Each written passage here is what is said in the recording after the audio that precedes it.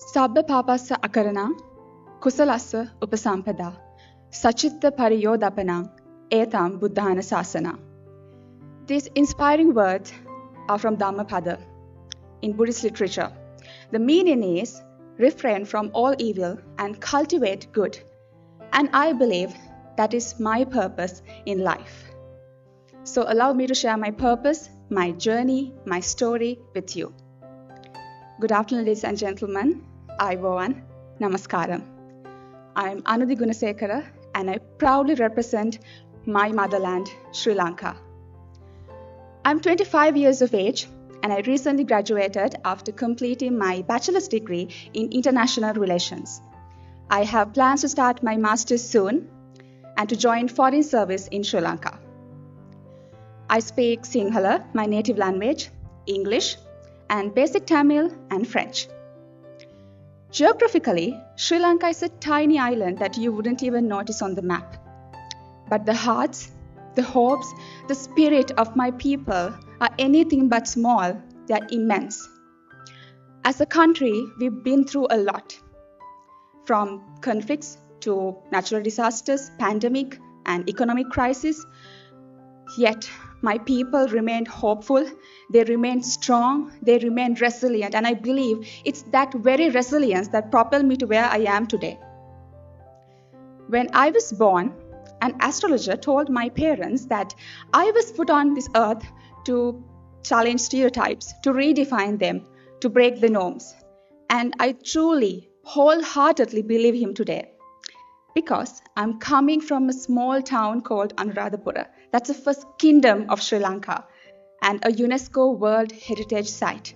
But ironically, no one expected that someone from Anuradhapura will be the one to carry that heritage to the world, which is what I'm doing right now. And most importantly, I believe the places that are least expected to shine are the ones that hold the brightest light. I'm a proud recipient of free education of Sri Lanka. That means my people have nurtured me, nourished me from my primary education to college education. So I believe in giving back through community service. That's why I founded Saheli, my non-profit organization, to combat period poverty in Sri Lanka. But unfortunately, period poverty is not just an issue in Sri Lanka. It is a widespread problem in many countries. Through Saheli, I provide donations, conduct awareness programs, advocate for policy changes to remove the taxes on sanitary products, which is 51%, and also to provide sanitation facilities. And the most important thing to me about Saheli is that we don't just reach out to women that we have easy access to. We reach out to women that society often forgets when it comes to menstrual health discussions, like women in prisons, women in monasteries, and postpartum mothers who go through their first menstruation after childbirth, which could be challenging. And we come from different races, different religions, different nations, but one common thing about us women, we all bleed, and we should bleed with dignity. And that's my goal through Saheli. And one more thing to add before I conclude my speech. We are here to win Miss World, to become the next Miss World. But let me tell you one thing. We are already winners, ladies. We are already winners. We have already won. We are here representing our nation, speaking about our passion, our inspirations, everything. That itself is an achievement.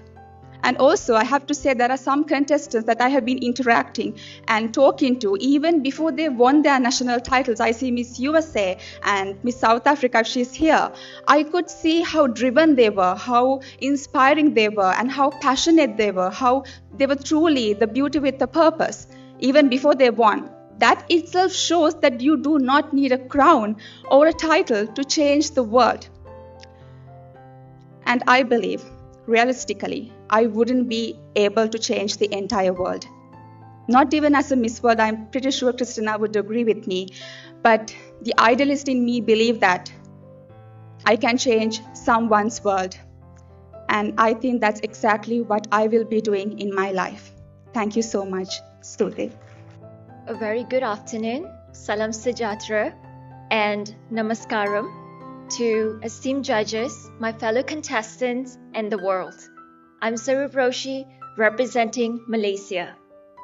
Now, I come from a close-knit but chaotic family because we argue about what we're gonna have for dinner in random afternoon, and our days always end with bedtime stories from my father. However, in 2017, my whole world turned upside down because I lost my father, my best friend. In fact, today, 21st May, 8 years ago, in 2017, I rushed through hospital with my dad paralyzed at the back of my car. And that memory is still very much alive in my memory. And today I'm here. Who knew? But that was also the point when I experienced depressive symptoms. However, I believe that was my turning point because through my healing journey, I found my true purpose. A few years ago, actually, there was a little girl that I met while assisting in a group therapy with sexual abuse survivors. And there was this little girl who came to me and said, Akka, which is Kakak, which is sister in Tamil and Malay, I too want to bring hope in others' life, just like how you have done in my life and saved my life.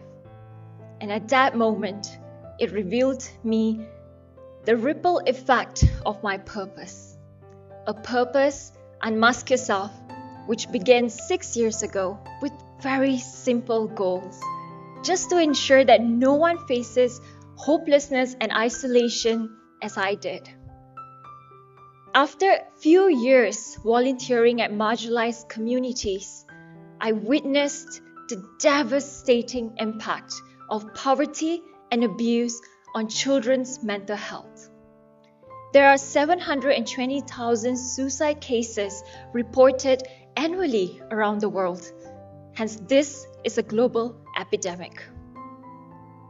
I began by providing mental health screening to these very children because they could not afford therapy. And the result was heartbreaking, to be very frank, because more than half of them have attempted suicide.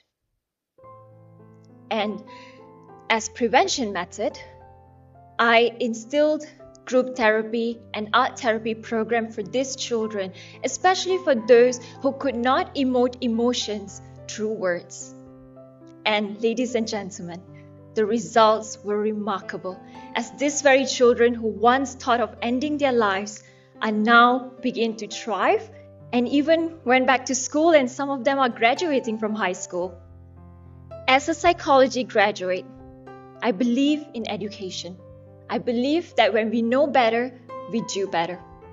Hence, I realized that there was a huge gap in traditional education system, not just in Malaysia, but around the world, because mental health skills are not being taught in schools to children. Hence, I established a comprehensive mental health education program in my country and launched my very own emotional intelligence booklet to instill emotional intelligence skill sets in children and to build a strong foundation of resilience in their lives so that they can navigate through life challenges. Because life challenges, as we all know, are inevitable. As of now, I have impacted over 2,500 children in my country and 500,000 on social media. Now, ladies and gentlemen, these are not just numbers, because it is a testament that mental health struggles are not isolated struggles. They are a collective responsibility that we all share. We all as part of this very society. My journey has shown that even the most humble grassroots effort can make a difference just by being kind, just by asking a very simple question and a genuine question. How are you really doing?